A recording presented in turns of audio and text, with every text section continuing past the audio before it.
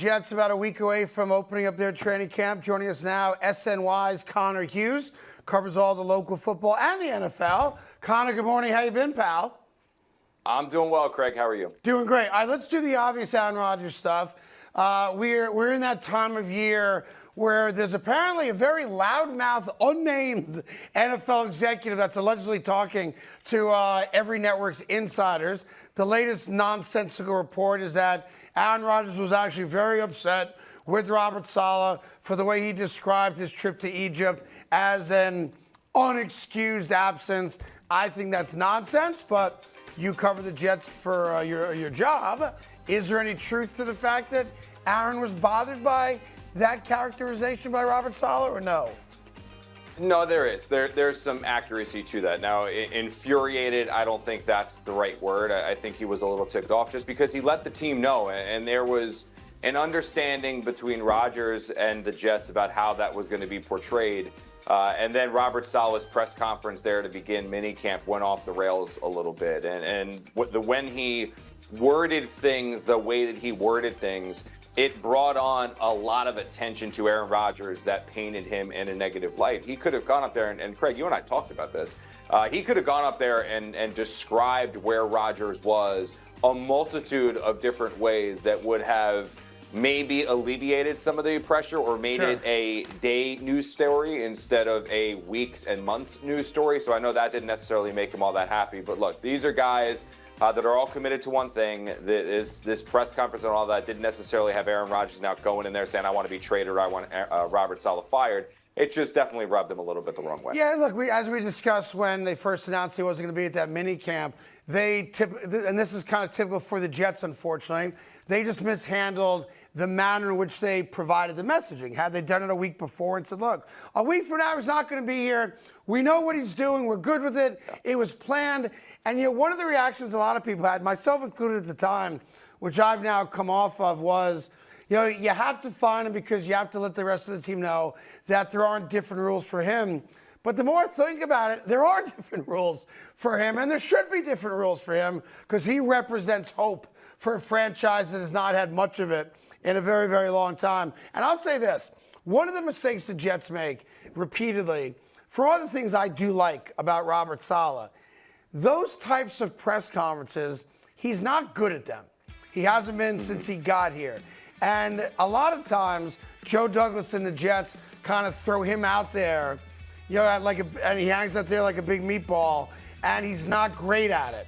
Where maybe someone else, like the general manager, Joe Douglas, should handle those types of press conferences. But there's another unnamed anonymous story out there from an NFL insider today, Connor, about Sauce Gardner, who's clearly our best cornerback, and I think we got a couple really good cornerbacks. And the quote is this: most overrated player in the league. You could call holding on him on every play. Your thoughts on that? I don't know why people hate this guy.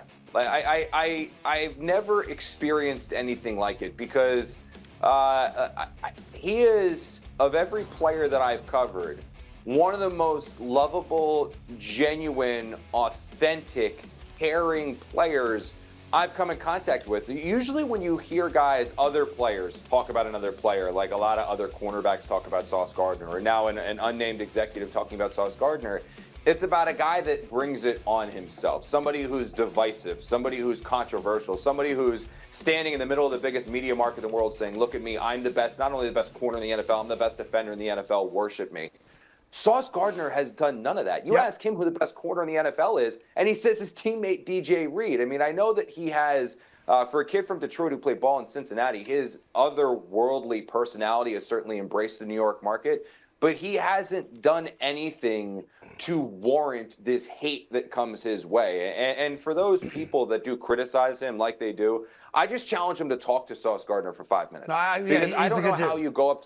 If you've spoken to him, I don't know how you go up to that guy, spend 5 minutes talking to him, and don't come away and be like, man, that guy's awesome. Like, he's just, forget about what he is as a player, who he plays for, what's on his jersey. He's just a good kid. That's what he is. And this hate that comes his way for just being a really, really good football player, Craig, the best corners in the NFL all get away with holding. Of course It's they do. impossible to not hold and be good at corner. Look, you don't it's think just the not best possible left to do tackle in football could be called for holding on every single play, Yeah, right? correct. And I'll say Yeah. this. One of the things I like about Sauce Gardner, well, two things. One, I can beat him at golf. And then two, the other thing I like about him is that, he's not putting on like a fake front. Like, it's who he is. Like, he's a kid. And I agree with you. He's got a great personality. Real quick before I wrap up the Jets with you. Mike Williams will start on the PUP list, still recovering from the torn ACL. Is there any chance he's good to go week 1 or no?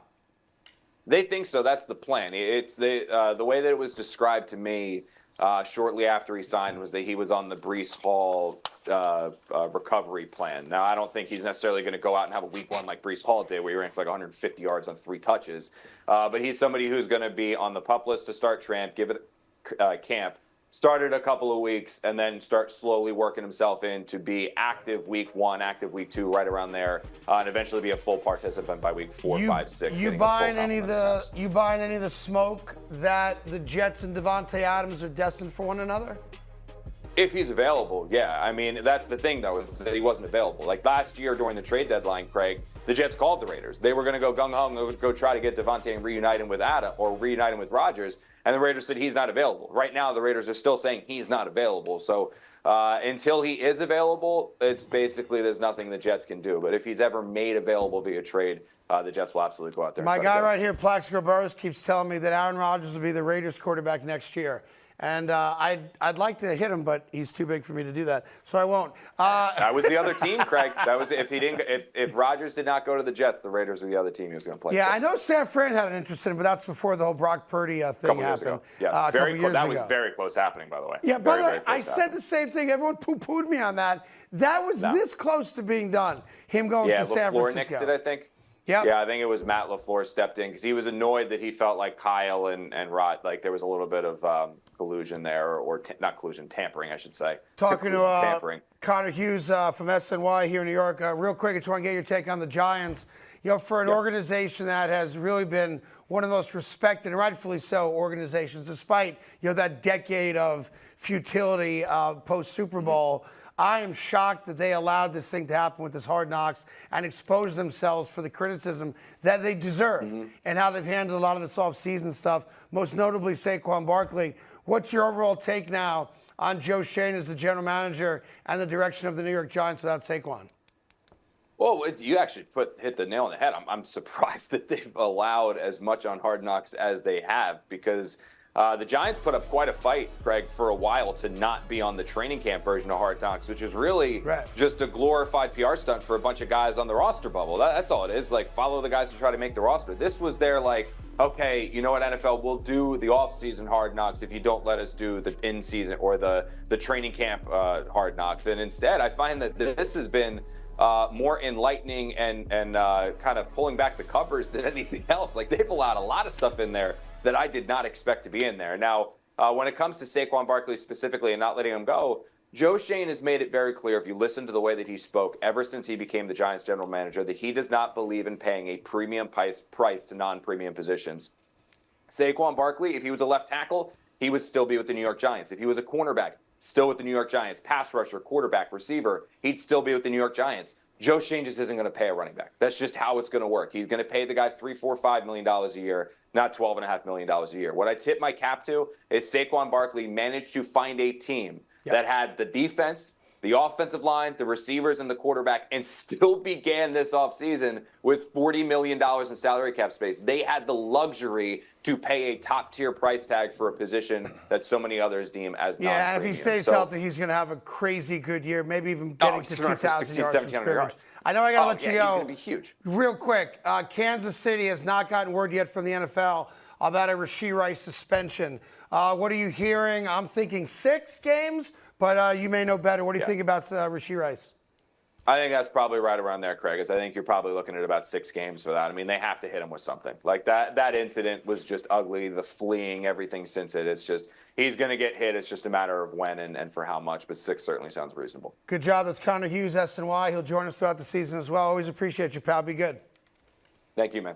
Hey there, thank you so much for watching The Carton Show. You can subscribe right here to get all the latest bits and segments from the show. And by the way, while you're at it, we have a lot of great shows on FS1, so check them out too.